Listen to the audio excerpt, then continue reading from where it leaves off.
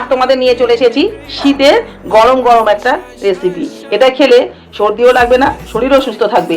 এখানে আমি নিয়ে নিয়েছি ছোট ছোট করে ফুলকপি কেটে, এখানে পেঁয়াজ কলি, এখানে বিনস, এখানে কাঁচা লঙ্কা একটু কুচিয়ে নিয়েছি, এখানে নিয়েছি ক্যাপসিকাম, এখানে নিয়ে নিয়েছি আদা আর রসুন, এখানে নিয়ে নিয়েছি গাজর, এখানে নিয়ে নিয়েছি একটা পেঁয়াজ, একটু ধনেপাতা, একটা টমেটো। এই সব আমি একদম ছোট ছোট করে কেটে নিয়েছি। এই যে দেখো সব সবজি এখানে। আর এখানে আমি নিয়ে নিয়েছি সব সবজি যেগুলো ফেলে দেওয়া জিনিস, পেছনে আগার যেগুলো মাথার সব জিনিসগুলো, সেগুলো ভালো করে ধুয়ে নিয়েছি।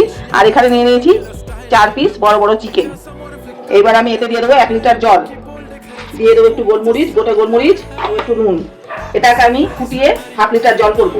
এটাকে আমি স্টক বানাবো চিকেন আর সবজি।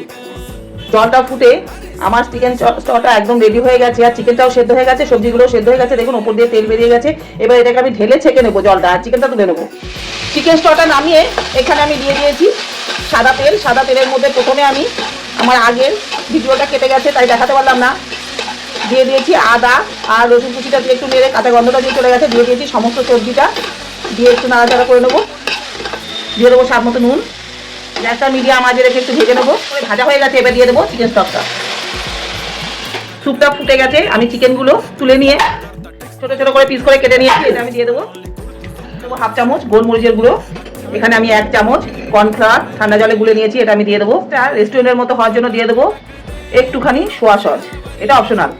দিয়ে দেবো একটু চিনির দানা, দিয়ে দেবো 1 চামচ বাটার, শেষে আমি দিয়ে দেবো একটু ধনেপাতা কুচি, আর পেঁয়াজ কুলোগুলো যে কুচিয়ে রেখেছিলাম সেটা সব শেষে আমি দিয়ে দেবো। আমার চিকেন আর সবজি দিয়ে স্টুটা একদম রেডি হয়ে গেছে।